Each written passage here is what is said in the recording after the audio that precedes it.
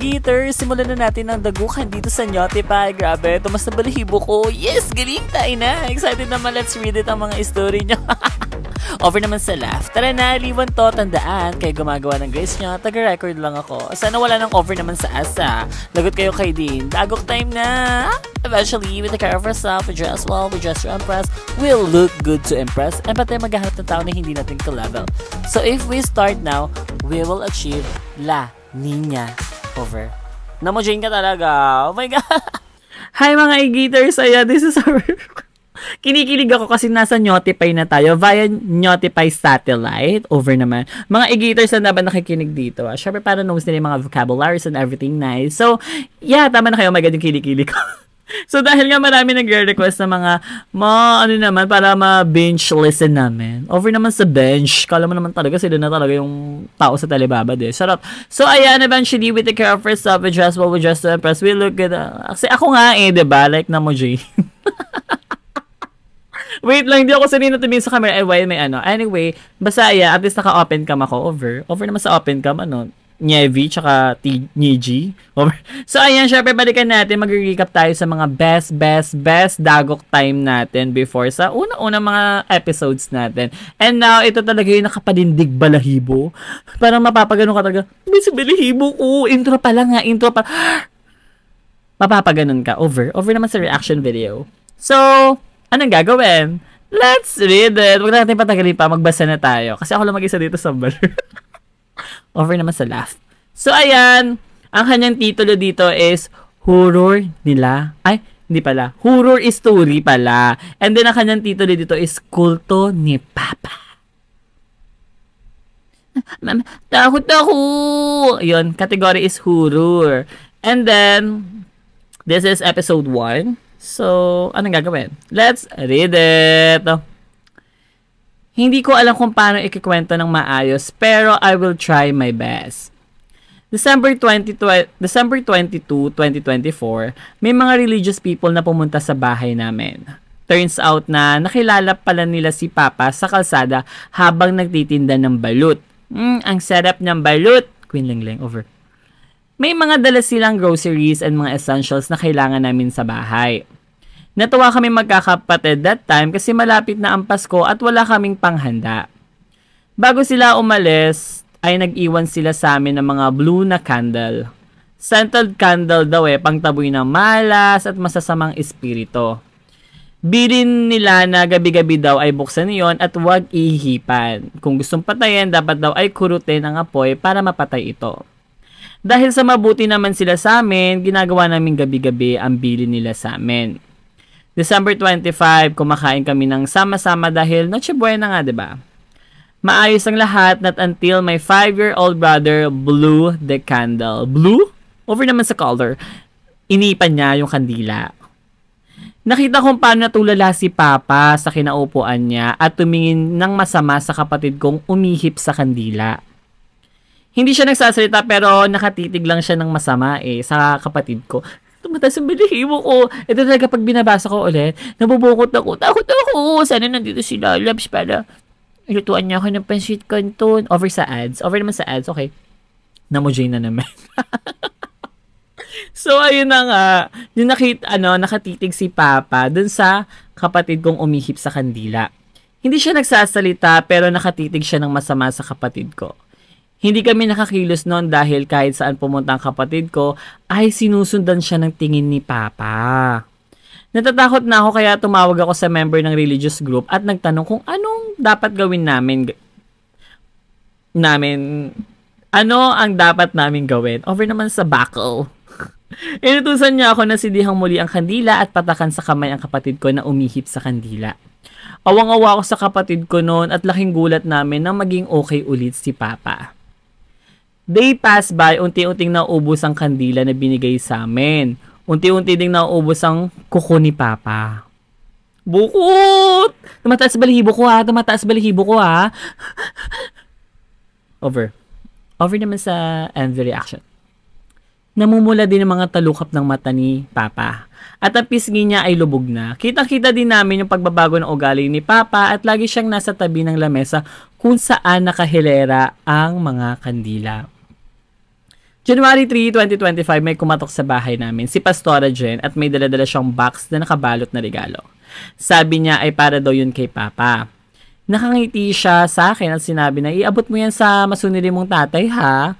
Sumagot ako ng opo at hanggang maisara ko ang pintuan ay nakatitig siya sa akin ng nakangiti. Nang makita ako ni Papa ay pagkapang siyang tumakbo sa akin at saka inagaw ang regalo.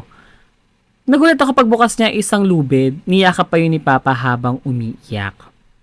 Inutusan ako ni Papa na bumili ng lighter at puting kandila sa tindahan kaya sumunod ako agad. Pag-uwi ko, nadatnan ko si Papa na nakasabit na. At nasa bibig niya lahat ng natirang kandila at nag-iwan ng sulat. Anak, kakainin ko na ito para hindi na kayo maisala sa sumpa na dala ng kandila. Patawarin niyo si Papa. Tumataas balahibo ko, legit nga. Ayun o. Pag niread ko talaga to kasi lumubokot ako. Over naman, kala mo naman talaga. Kung niro-routine ako, carry lang naman. Pero kung shokot naman, bokot talaga. Okay, so pagkatuloy ko na. Minumove forward lang talaga yung atake. Diba? Over naman sa horror. Kahit anong mangyari, wag niyong bubuhati ng katawan ko. Pakisabi sa mama mo na mahal ko kayo. That's our episode 1. Ayan, grabe naman. So, ayun ang twist niya. Yun yung ating number 1 talaga na story from episode 1 to 18 na kasi kami via NikTok Live. So, now is dumako na tayo. Wow, over naman sa pagdako. Sorry ha, nakafocus ako dito kasi kailangan ma-read ko talaga siya. Over naman sa ma-reading. Reading comprehension. Over naman. So, anyway, mga e-gators ha, don't forget to... Wow! Nag-promote. So, ads muna tayo. Baka si Din tumawag na naman si Din. Doon ako natatakot eh. Tawagan natin. Ha, yan. Galing mo mag-reply.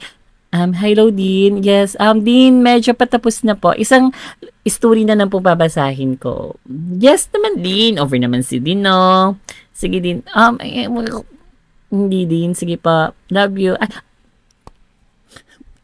Baka malamay. Over naman. Anyway, mga e-gators, let's move on. Siyempre, dahil ayoko na binibitin kayo, alam nyo na yan. Dahil ang favorite nyong part talaga is libido. Now, pagbibigyan ko kayo ng libido, isa dito sa mga powerful na libido story natin na nabasa na. Grabe naman kalagkit. Over naman sa sweats. Grabe, ang genie talaga ngayon. Kaya mag-ingat kayo. Over naman sa, sa promotion. Over naman sa reminder. Namo, Jane! Parang bagay daw po ng walang, try nyo po ate ng walang ring light. So, ito na, let's move on na. Let's read it na. Alam ko, ready na kayo. 2 story lang tayo for episode 1 and we try na mag-gather natin. Gather information. Over naman sa gather. Anyway, pagpasensya niya, this is my first episode. Over. Na naglalagkitan pa ako at nakatiwangwang na naman ang bujayin lang natin. So anyway, let's read it na. Itong titulo na to ay CCTV. And this is Strata ha. Straight ang sumulatstra. Kailangan kasi matuto kayo ng vocabs ng ng e-gators. Anyway, Merlat to. And then ang story niya is matinding / dagok / love and romance / libido and everything nice. So let's read it. Over naman sa laugh. Okay, 1, 2, 3, go. Ba't naman na Q? Over naman sa Q. Anyway, go. Titulo pa lang, Mima, dilubyo na, diba? Oo talaga. Hahaha. Parang emoji naman. Malibido kasi si Jawaris ko ever since the world began. Kada kita namin, di pwedeng mawala ang orbo ng titi pirate niya at nyarurot kahit saan. Dagok talagang hanap nito. First time hawak ko sa bocce ng Titi Pirate sa kotse namin naganap. Lumipat kami sa likod ng seat, pandemic pa noon, 2020. Diyos mo yun, sarap ng Titi Pirate. La Nina, achieve talaga. Sobrang kaka-erbog sa sarap. Meron ako noon, nasa terrace kami ng bahay namin. Nagpakuha ng unan, tinakpan ako.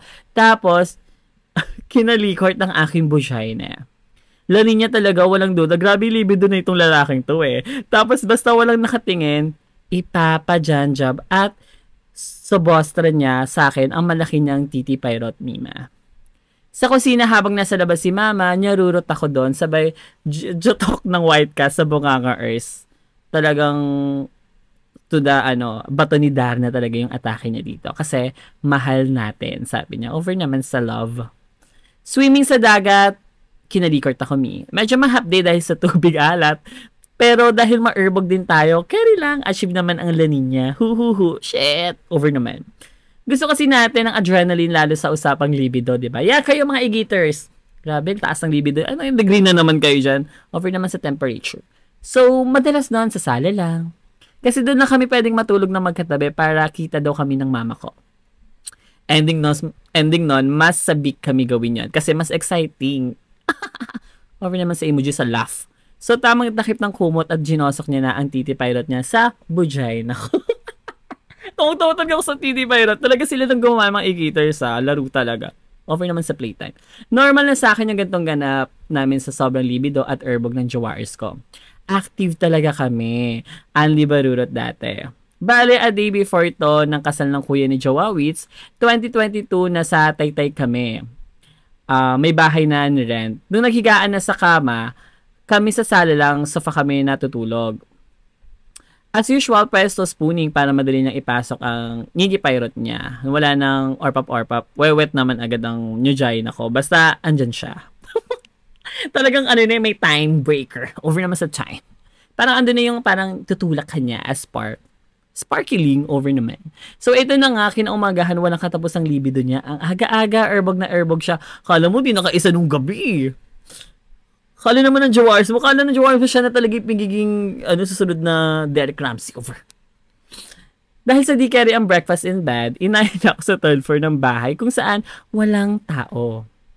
So, inorpap ko yung titi pirate niya pagkatapos ginosok niya na sa bujay nako. Medyo mabilis lang siya na-achieve niya ng La Nina. La Nina is na lumabas tala ang white cast. After namin, yutang ina, may CCTV sa ceiling ng third floor. Kitang-kita kami, wala nga tao, may recording naman. Kala mo talaga sila na yung Nini TV ng mga Joldap. Ba't kasi may Nini TV doon? Para kami nagka-next tape or corn bigla. After 3 years kami, mukhang di naman napanood yun nung taga-bahay na yun, yung may-ari daw ng house si Ray. So, ayun, active namin So, ayun, sa active namin na yan at pagiging giver ko sa kanya, nagawa niya pa din maghanap ng ibang merlat. Shockpok daw, na may anak na. Stay strong sa kanila, alagaan ko na lang mabuti baby girl namin. 21 ako, nakilala ko siya. Siya nakauna sa akin. 26 na ako ngayon. You're so pretty, Mima. Love you. Syempre, ako nga namujin na naman. So, hindi lang yan, kasi sasabihin ko na agad yung part 2. Kasi yung sila niya ito is from the, tapos kinabukasan siya nag-send ng part 2 niya. So, yun yung twist, yung naghiwalay sila, and then nagkaroon ng cheating cheating era yung si Ray. Tapos, di niya alam na may junak pala sila. Ito pa, meron siya ditong part 2. So, itatalak na natin yung part 2 dito sa first episode. So, this is bonus round. Over naman sa bonus, parang gift. So, ito na. Sabi niya dito sa, sa may part 2 niya na to kasi nga, nag-follow up kami. Follow-up check-up kami. To clarify lang 2022 din yan. Nagkaroon ng syuk-syuk na shobet daw. Over sa burp. Saktong-sakto sa Team Fortnite, call center din sila nag-work. Uso talaga kabit-kabit doon. Di ko sure. May anak na yung shobet na pinili niya. Shout out sa'yo, Luis daw.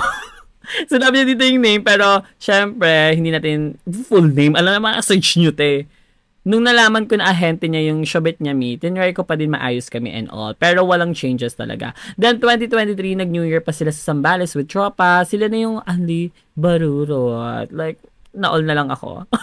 Makakalap ka din ng mga kakanyurot mo, no? Second week ng January, Pampanga trip kami. Closure lang dapat yon. Ayun, doon kami nakabuo ng pretty baby girl. Pero sadly, throughout my pregnancy journey, hanggang ngayon, 1 year na si Bagets, andyan pa din si Girl Lalu. Ayun, wala na akong Barurot Titi Pirate sa life. Okay, bye. Pero, huwag kayong mag-alala. Meron pa tayong may patatlo pa yan siya. So, ang next niya dito sinabi dito is, huwag mo na basahin sa live. Umay na yan sila. Kasi nag-send siya ng photo nung, asawa niya. And then yung asawa niya pala, ng ex, partner niya before. And then ng New Bet Irk. So, ayun. That is our second story for episode 1. So, madali lang. Mabilis lang talaga. So, mag-ads muna ako. Syempre, bago tayo mag-end. Bago tayo mag-lights off. So, bago ko try walain yung ring light. So, malapit na po ang Sophie & Co na Blush 2-in-1 Cream Blush.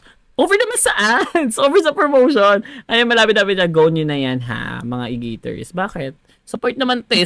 Support small TikTokers, Starlet, and everything nice. Over. So, grabe naglalagkit na ako dito. I think, excited na kayo mabasa to ngayon sa Notify. Via Notify satellite. Palalaf na naman ako. Nakakainis kayo. Anyway, yun yung mga best of to ko muna na ating episode. So, abangan nyo na lang yan sa next episode natin. Marami pa tayong babasahin kasi sa TikTok is hanggang episode 18 na kami. So, yeah. That's all. Tama na kayo. Oh my God, yung kilikili ko. So, magla-lights off na tayo, ha? Try nyo po ng walang ring light. Anyway, mga e-gators, that is our episode 1 for Dagok Time dito sa Notify. I hope you enjoy and see you sa next episode. Over naman sa pag-comeback. Alam mo naman talaga siya yung magiging reyna ng Nyod kasi. So, supportahan nyo tayo dito, ha. Supportahan nyo ako dito. Siyempre, edit ko pa to malamang. Alangan naman i-full pace ko to, diba? So, anyway, mga e-gators, I hope you enjoy our first episode and alam nyo na, magko-comment kayo for sure, diba? So, yeah. Tama na kayo. Oh my God, yung kilig-kilig. So, bye! Love you! Sige, simulan na natin ang dagukan dito sa Notify. Grabe, tumas na balahibo ko. Yes, galing tayo na. Excited naman, let's read it ang mga story nyo. Over naman sa laugh. Tara na, liwan to, tandaan. Kayo gumagawa ng grace nyo, taga-record lang ako. Sana wala nang over naman sa asa. Lagot kayo kay Dean. Dagok time na! Eventually, we take care of ourselves, we dress well, we dress to impress, we'll look good to impress, and pati maghahanap ng tao na hindi natin ka-level. So if we start now, we will achieve La Nina. Over. Namojane ka talaga. Oh my God!